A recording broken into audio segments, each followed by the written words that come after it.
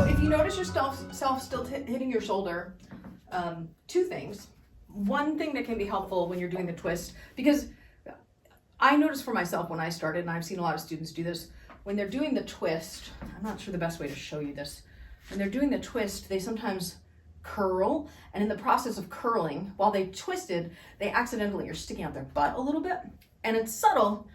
But one thing that you can do that I think is helpful is if you put your weight on your heels as you twist, and if you imagine your hip, so if it's your left hand that's hitting your right shoulder, if you imagine your right hip is shooting forward, like you're trying to, like, think about it like a, I don't know, I feel like it's an arrow, like it's like as if the hip is leading you someplace, and almost, I feel like I almost am lifting my heel on that leg to allow myself to go around as I'm getting through there, which creates the space for the other hand to reach forward. And then the other aspect of it is, if you notice your hand is not, like in theory, in your peripheral vision, you should see your poi coming up from here.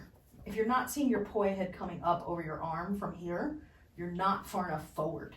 So sometimes people will do this where they're back here. Like I can only barely see it over the top of my shoulder, versus when I have my hand this far forward, I can see it on this part of the turn coming up. So, I mean, obviously it depends on the proportions of your body. Our bodies are different bodies, but the idea is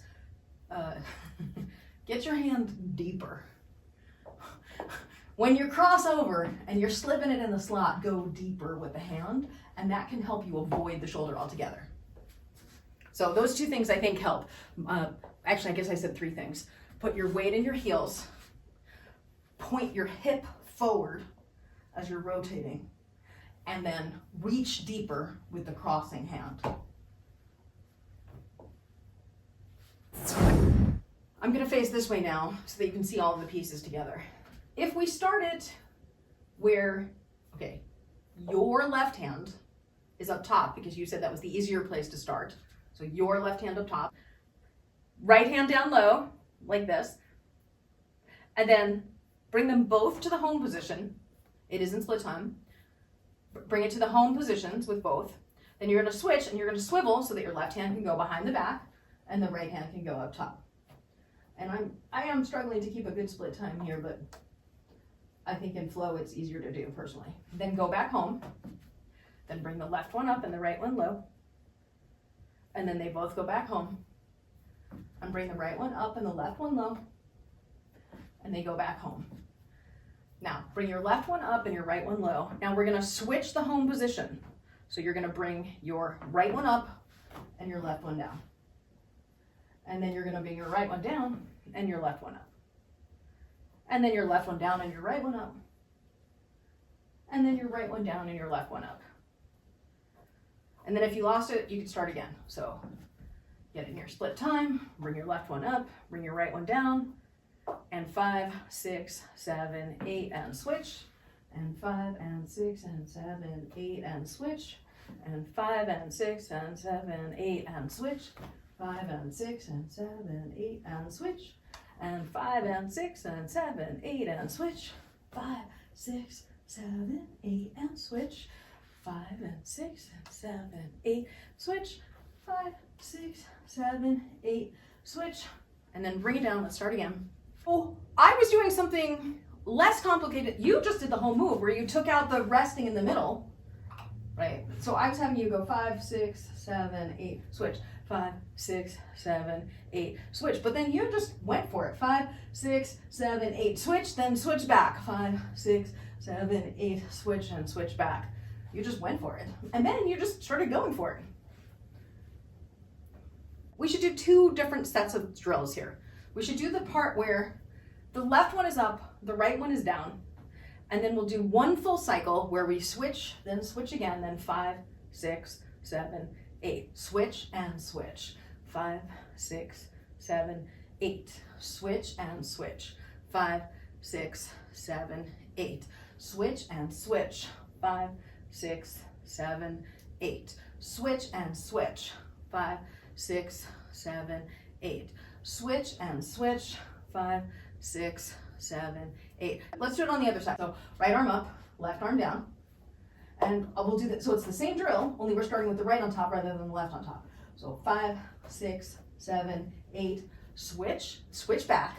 5, 6, 7, 8, switch, then switch back, and 5 and 6 and 7 and 8 and switch back. 5, 6, 7, 8, switch and switch.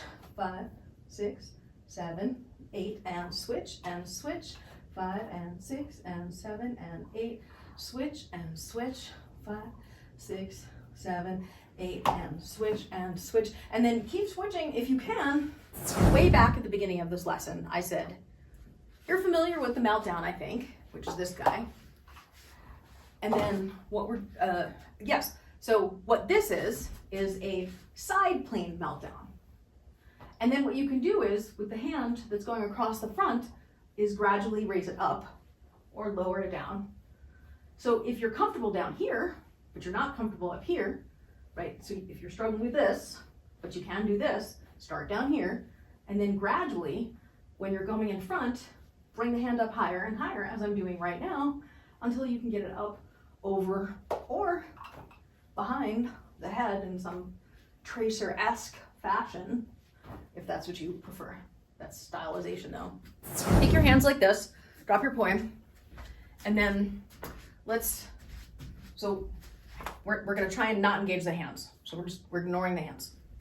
Okay, and then here's our Pilates exercise for this movement. This is all, I wanna show you from the back because I think it's more instructive. I don't care how you get your hands out of the way, but we're really trying to do this to this while you're looking forward. And then if you look at me, you'll notice stylistically, I would say on a factual level, this is stylistic, but for me, kinesthetically, it helps me if I feel like I'm slightly tilted back as I'm doing this. It makes me feel like I can get around better. And so when I said before, you're pushing that hip forward, it feels, because it feels like I'm leaning back a little, it feels like it's almost jutting out and leading, even though my boob might be ahead of it. It feels like the hip is the furthest front on my body as I'm doing that. So that movement, getting accustomed to it, and it's not, and what you want to be careful of is, I'm noticing a slight bit of this, where you're curling in the shoulder, which is bringing you down, right? So I'm almost suggesting, imagine there is a stick here. Now imagine that you put the stick on your sacrum and you're leaning into the stick. So you're back, you're like, I can't see myself, but it definitely feels like I am not upright. It feels like I'm at an angle.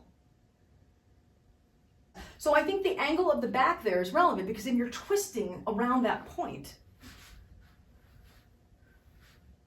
Right? Boom, boom, boom, boom, boom, boom, boom. And you'll notice the shoulder is back too. So I'm not doing this.